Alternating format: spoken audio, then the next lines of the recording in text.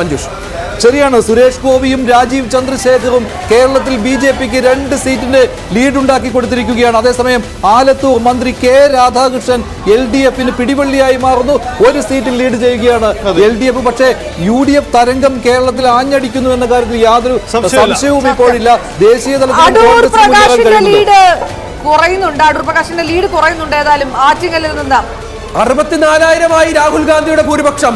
64,000 കടന്നു രാഹുൽ ഗാന്ധി. വയനാട്ടിൽ രാഹുൽ തരംഗം, വയനാട്ടിൽ UDF തരംഗം, കേരളം ഒട്ടാകെ UDF തരംഗം. അതാണ് സാഹചര്യം. വടകരയിൽ ഷാഫിയുടെ ലീഡ് ഉയർന്നു. 17,000 മുകളിലേക്ക് ഷാഫിയുടെ ലീഡ്. 17,000. വടകര ഷാഫി ഉറപ്പിക്കുന്നു. 17,000 കടന്നു. 22 ഷാഫി 22.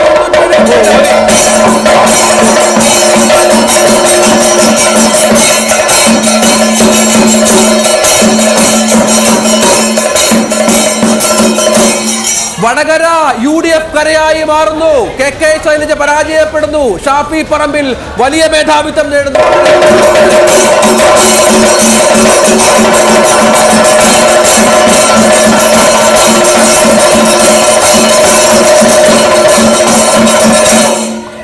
സംസ്ഥാനത്ത് വലിയ മുന്നേറ്റം UDF കാഴ്ചവെക്കുന്നു. തർക്കമില്ല. വലിയ വലിയ മേഖലകളിലേക്ക് UDFന്റെ കടന്നുകയറ്റം. സുരേഷ് ഗോപി 20,000 കടന്നു ഭൂരിപക്ഷം.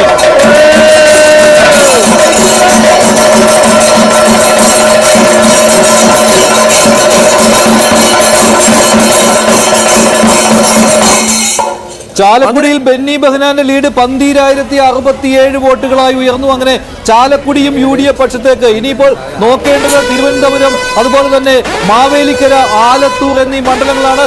ബാക്കി ഒരിടത്തും അട്ടിമറിക്ക് സാധ്യത കാണുന്നില്ല.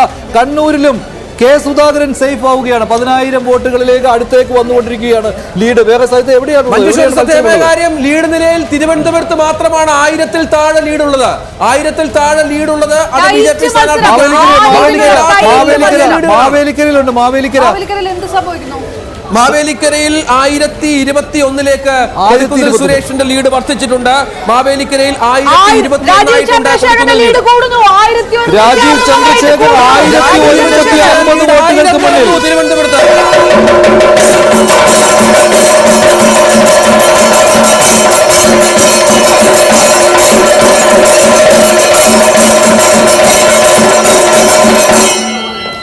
അങ്ങനെ രാജീവ് ചന്ദ്രശേഖർ ആദ്യമായിട്ട് ലീഡ് 1000-ന് മുകളിലേക്ക് എത്തിച്ചിരിക്കുകയാണ്. തിരുവനന്തപുരത്ത് 1160 വോട്ടുകൾക്ക് രാജീവ് ചന്ദ്രശേഖർ ലീഡ് ചെയ്യുകയാണ്. ഒരു കാര്യം വ്യക്തമാണ്, സംസ്ഥാനത്ത് UDF തരംഗമാണ്. ആ UDF തരംഗത്തിനിടയിൽ പ്രത്യേക സാഹചര്യമുള്ള മണ്ഡലങ്ങളിൽ ആ രാഷ്ട്രീയമാണ് പ്രതിഫലിച്ചിട്ടുണ്ട്. അതാണ് തൃശ്ശൂരിലും തിരുവനന്തപുരത്തും സംഭവിച്ചിട്ടുള്ളത്. ആലത്തൂരിലെ ഇടതു സ്ഥാനാർത്ഥിയാവാം ഒരുപക്ഷെ അവരുടെ കൈക്കരുത്തായിരിക്കുക, അദ്ദേഹമായിരിക്കും അവിടെ കരുത്ത് തെളിയിക്കുക.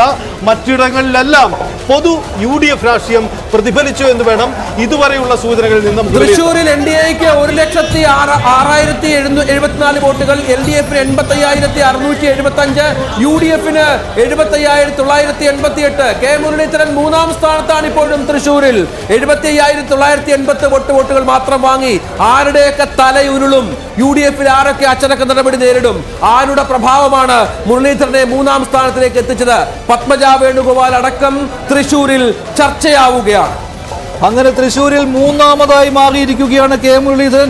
ഇനിയൊരു തിരിച്ചുവരവ് ഉണ്ടാകില്ല എന്ന കാര്യത്തിൽ യാതൊരു സംശയവുമില്ല. അവിടെ മത്സരം സുരേഷ് ഗോപിയും VS സുനിൽകുമാറും തമ്മിലാണ്. അവിടെയാണ് 20,000 വോട്ടുകൾക്ക് ഇപ്പോൾ സുരേഷ് ഗോപി ലീഡ് ചെയ്യുന്നത്.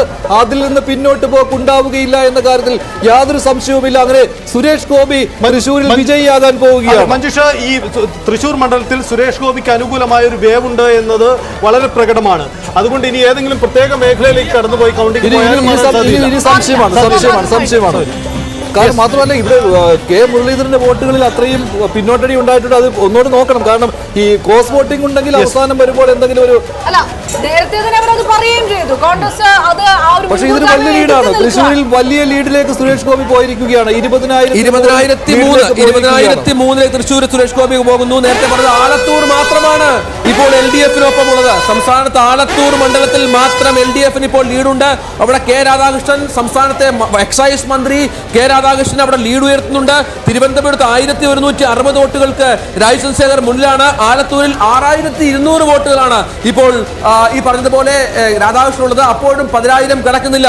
പക്ഷെ സംസ്ഥാനത്തെ മിക്ക മണ്ഡലങ്ങളിലും UDF ഭൂരിപക്ഷം 10,000-ഉം 20,000-ഉം 30,000-ഉം 50,000-ഉം കടന്ന സാഹചര്യമുണ്ട്. അപ്പോഴും UDF തരംഗം ആഞ്ഞു വീശുകയാണ്. ദേശീയ തലത്തിൽ വീണ്ടും വ്യത്യാസം വരുന്നുണ്ടോ? ഇന്ത്യ മുന്നണി വീണ്ടും സീറ്റ് നില മെച്ചപ്പെടുത്തുന്ന ഒരു കാഴ്ചയുണ്ടോ? ഇന്ത്യ മുന്നണി 304ലേക്ക് എത്തി. നമ്മുടെ കണക്കനുസരിച്ച് 304ലേക്ക് എത്തി. അപ്പോഴും ഇന്ത്യ മുന്നണി അല്ല, NDA സഖ്യം 304ലേക്ക് എത്തി. ഇന്ത്യ സഖ്യം നില മെച്ചപ്പെടുത്തുന്നു. കോൺഗ്രസിന്റെ സീറ്റ് എണ്ണം ഒരു പക്ഷേ 248 സീറ്റുകളിലെ ലീഡുള്ളൂ. ഒറ്റയ്ക്ക് കേവല ഭൂരിപക്ഷം BJPക്ക് കിട്ടില്ല എന്നാണ് ഇപ്പോഴത്തെ വലിയ തിരിച്ചടിയാണ് BJPക്ക് ദേശീയ തലത്തിൽ. ഉത്തർപ്രദേശൊക്കെ എടുത്ത് പറയണം. ഉത്തർപ്രദേശിലൊക്കെ ആ തരത്തിലുള്ള തിരിച്ചടി BJPക്ക് ഉണ്ടായിരിക്കുന്നു. NDA 41 സീറ്റിൽ ചുരുങ്ങുന്ന കഥയാണ് കണ്ടുകൊണ്ടിരിക്കുന്നത്. കേരളത്തിൽ പുതിയ അപ്ഡേറ്റുകൾ വന്നുകൊണ്ടിരിക്കുകയാണ്. ഇപ്പോഴും രാജീവ് ചന്ദ്രശേഖർ തിരുവനന്തപുരത്ത് ലീഡ് ചെയ്യുന്നു. സുരേഷ് ഗോപി ലീഡ് ചെയ്യുന്നു. തൃശൂരിൽ രാജീവ് ചന്ദ്രശേഖർ 1023 വോട്ടുകൾക്കാണ് ലീഡ് ചെയ്യുന്നത്. നമുക്ക് തിരുവനന്തപുരത്തെ 3 സ്ഥാനാർത്ഥികളുടെയും വോട്ട് കണക്കൂടി ലഭ്യമാവുന്നുണ്ട്. രാജീവ് ചന്ദ്രശേഖർ 47,000-ൽ പരം വോട്ടുകൾ പിടിക്കുമ്പോൾ തരൂർ 46,000-ൽ പരം, പന്ന്യൻ രവീന്ദ്രൻ 35,000, ഏകദേശം 10,000 വോട്ടിന്റെ പിന്നിലാണ്. വലിയ സംഭവിക്കുന്നില്ല. അപ്പോൾ ഇടത് വോട്ടുകൾ വലുതായിട്ട് അത് രാജീവിന് പ്രധാനമാണ്. അതായത് കോൺഗ്രസിന്റെ ആശങ്ക അതായിരുന്നു, ഇത്തവണ ഇടതു സ്ഥാനാർത്ഥി തിരുവനന്തപുരത്ത് അവരുടെ വോട്ടുകൾ പിടിച്ചോ, അങ്ങനെയെങ്കിൽ വിജയ സാധ്യതയെ ബാധിക്കുമോ? പക്ഷെ മറ്റൊരു കാര്യം കൂടിയുണ്ട്, ഇടത് വോട്ടുകൾ UDFന് കിട്ടാവുന്നതാണ്. രാജീവ് ചന്ദ്രശേഖർ 1646 വോട്ടുകൾ. രാജീവ് ചന്ദ്രശേഖർ ലീഡ് നില 1500 കടന്നു.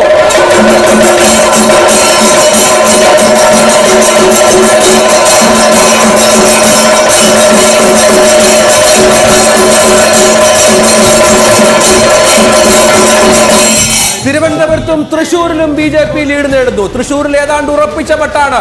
സുരേഷ് ഗോപി തൃശൂർ എടുത്ത മട്ടാണെങ്കിൽ തിരുവനന്തപുരത്ത് രാജീവ് ചന്ദ്രശേഖർ ലീഡ് നില ഉയർത്തുന്നു. കാസർഗോഡിലേക്ക് പോകാം. 10,100 പരം വോട്ടുകൾക്ക് രാജ്മോഹൻ ഉണ്ണിത്താൻ. 11,100 വോട്ടുകൾക്ക് രാജ്മോഹൻ ഉണ്ണിത്താൻ. രാജീവ് ചന്ദ്രശേഖർ 2000 വോട്ടുകൾക്ക് മുന്നിൽ. 2000 കടന്നു. രാജീവ് ചന്ദ്രശേഖർ 2000 വോട്ടുകൾക്ക് മുന്നിൽ. അങ്ങനെ തിരുവനന്തപുരത്ത് BJP മുന്നോട്ട് വരികയാണ്. തിരുവനന്തപുരം, തൃശൂർ 2 മണ്ഡലങ്ങളിലും BJP മുന്നോട്ട് വരുന്നു. അതിൽ തൃശൂർ സുരേഷ് ഗോപി ഏറെ മുന്നിലാണ്. തിരുവനന്തപുരത്ത് ടൈറ്റ് ഫൈറ്റ് ആണ്. ഓരോ ബൂത്തുകൾ എണ്ണുമ്പോഴും ചെറിയ ലീഡുകൾ വരുന്നു. അവിടെ രാജീവ് ചന്ദ്രശേഖർ ഇപ്പോൾ 2000 വോട്ടുകൾക്ക് മുന്നിട്ട് നിൽക്കുകയാണ്. 22,000 കടന്നു സുരേഷ് ഗോപി. 22,000 കടന്നു സുരേഷ് ഗോപി. സുരേഷ് ഗോപിക്ക് ഒരു 4000 വോട്ടുകളുടെ ലീഡ് കിട്ടിയതിനു ശേഷം അദ്ദേഹം പിന്നെ പുറകോട്ട് പോയിട്ടില്ല. അദ്ദേഹത്തിന്റെ ലീഡ് ഉയർത്തിക്കൊണ്ട് വരികയാണ് ചെയ്തത്. ഈ ലീഡ് ഉയരാൻ തന്നെയാണ് അവിടെ സുരേഷ് ഗോപിക്ക് അനുകൂലമായി തന്നെ ജനങ്ങൾ ചിന്തിച്ചു എന്നതിന്റെ പ്രകടമായ കാര്യമാണ് വന്നുകൊണ്ടിരിക്കുന്നത്. അങ്ങനെയാണ് KM മുരളീധരൻ 3ാം സ്ഥാനത്തേക്ക് പോകുന്നത്. ഇപ്പോൾ പുതിയ അപ്ഡേറ്റ് വന്നിരിക്കുന്ന പത്തനംതിട്ടയാണ്. ആന്റോ 5829 പോരാ. പത്തനംതിട്ട 2ാം സ്ഥാനത്ത് ആരാണ്? പത്തനംതിട്ടയിൽ BJP ആണോ? തോമസ് ഐസക് 25,298 വോട്ടുകൾ. തോമസ് ഐസക്കിന് 25,298, ആന്റോയ്ക്ക് 31,127. അനിൽ ആന്റണി 18,000 വോട്ടുകൾ പിടിച്ചിട്ടുണ്ട്. അപ്പോൾ NDAയും അവിടെ വോട്ടുകൾ പിടിക്കുന്നുണ്ട് എന്നാണ് മനസ്സിലാക്കേണ്ടത്. രാഹുൽ ഗാന്ധിയുടെ ലീഡ് 80,000 കടന്നിരിക്കുന്നു. രാഹുൽ ഗാന്ധിയുടെ ലീഡ് 80,000 കടന്നിരിക്കുന്നു. രാഹുൽ ഗാന്ധി 2 മണ്ഡലങ്ങളിലും മുന്നിൽ, വയനാട്ടിലും ഭൂരിപക്ഷം.